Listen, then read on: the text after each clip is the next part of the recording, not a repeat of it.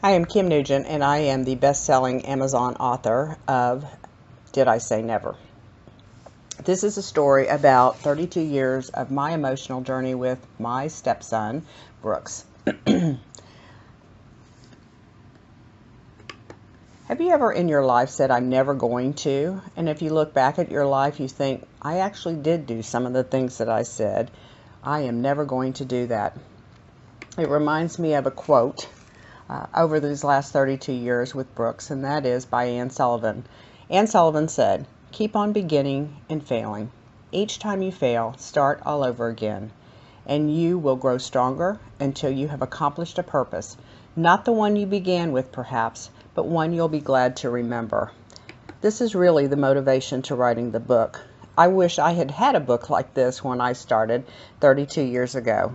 My first never was, I was never going to get remarried.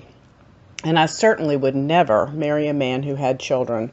But alas, 32 years later, still married and have 2 stepchildren. This is a story about my journey with Brooks.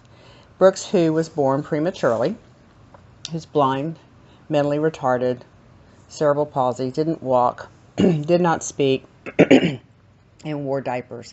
I met Brooks at the age of 6. And I have learned so much about life and teaching and love through Brooks, more than I think he could have ever learned from me. Early on into Brooks's schooling, we were invited to an ARD meeting. And I had never been to an ARD meeting. I didn't even know what an ARD meeting was. But what I found is with the school system, with people, if you're not an educator, they use language many times to exclude rather than include. And that was something that I found unsettling at the very least. The school system itself had an annual meeting where you planned their goals and expectations of what was going to happen that next year and also what happened over the past year. And so I went to that ARD meeting, and I was so surprised by the whole experience because I really was so overwhelmed by these educators who were talking about my stepson who had no idea truly who he was. And one of the things that I found too as an educator is that every single student in your classroom is different. Every person on this planet is different. And so if you're working with a special needs family or a special needs person, it's ideal to do some research and understand those disabilities, those differences. It can certainly make you much more educated. When I think about families who have children of special needs, I think about what do they want? Not necessarily something that's written down on a piece of paper, but I think it's really critical as an educator to ask them what they want and what their expectations are. And together you can partner and collaborate. And again, educators have concerns. Will I be able to help this particular child or this adult as they navigate their educational journey or their life? Will I be able to be patient with them? Will I be able to understand what their life could be like? And then, of course, for yourself, whether you're a parent or whether you're a family member, what expectations do you have for yourself and what expectations do you have for your son or daughter? One of the things that I found looking back is there are certain critical milestones in helping your child. Certainly, early childhood. What programs are available in the community to be able to help your child excel and have the best quality of life? And then, of course, we go on to kindergarten. And then the next critical stage is actually age 12, trying to figure out what's going to be next. What life skills do they need? What soft skills do they need?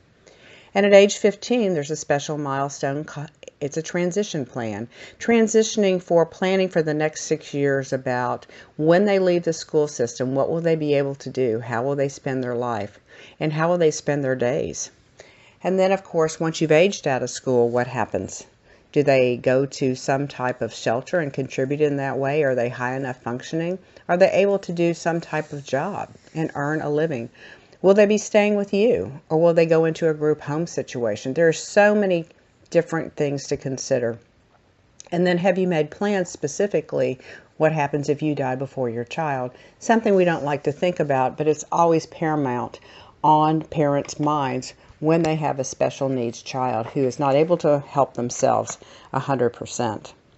One of the tools that we found along the way, and we were always looking, there were many times when we felt like we really didn't know where to turn or what to do, and I would always say to my husband, let's pretend like we don't know nothing, which pretty much was not a stretch.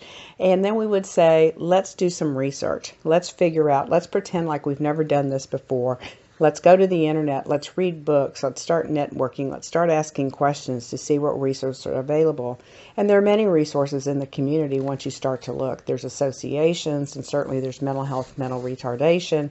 There's workshops to attend. There's other parents. There are parent groups. All of those can be really helpful. But one of the most helpful tools that we found along the way, which is something you can research, which is called person-centered planning. And person-centered planning really helps you help really anyone that comes into contact with your son or daughter. What you do in person-centered planning is you actually write out your goals. What are your goals specifically for your son or for your daughter? And then you start to, once you do that, you start to take a look at who's in your child's community in their life. The school, church, aunts, uncles, grandparents, people who come into contact with your son or daughter every single day. And what is it that you want that person to know about your son or daughter? The other thing is to take a look at is, once you have done that, what works for your son or daughter? In other words, what is motivating? What kinds of things do they like? What kinds of things do they not like? How can you support that particular son or daughter? How do they communicate? And again, the kinds of things that they find motivating and the things that they like. Typing all of these things up really helps, and particularly when you are handing that piece of paper to that teacher at the beginning of the school year, or it's someone in the community, or it's someone who's providing some kind of respite. People don't have time to get to know very quickly who your child is. But when you hand this document, regardless of whether the person has a disability or not, it can be incredibly helpful to teachers and to caregivers so that they can do the very best job possible and they don't have to use trial and error. It's one of the best tools that we ever found, and it's certainly included. An example of that is included in the book. The other thing that we found is you can never stop. Did everything that we tried work? Absolutely not. It was definitely trial and error. But some things really did work, and we use common sense. And one of the things that we found is that looking at our resources. And so there's always new associations being added. There's no new books. There's new webinars, certainly with technology available. There's all kinds of resources out there. So again, just knowing where to start, or at least getting on the internet and typing in words related to the disability, can really be the first initial step. Understand that teachers in your child's life want to do a good job, but they're not experts in everything. You are the expert when it comes to your son or daughter, and that is really critical. The other thing is really to partner with the teachers, the community, the caregivers. Again, you all want to accomplish the same thing. So being adversarial does not work. One of the things that we found along the way is people really did want to help us if we were open to it and we listened to what they had to say. There is a scripture that says, "No eye has seen, no ear has heard, and no mind has imagined the good things that God has prepared for those who love Him." And we've found that many times throughout our journey, even when we were frustrated, that there was always an angel there, a real person, to be able to help us and to give us some advice. And so one of the things that we tried to do all along the way was to collaborate. So I ask you, as I close, so what is your never?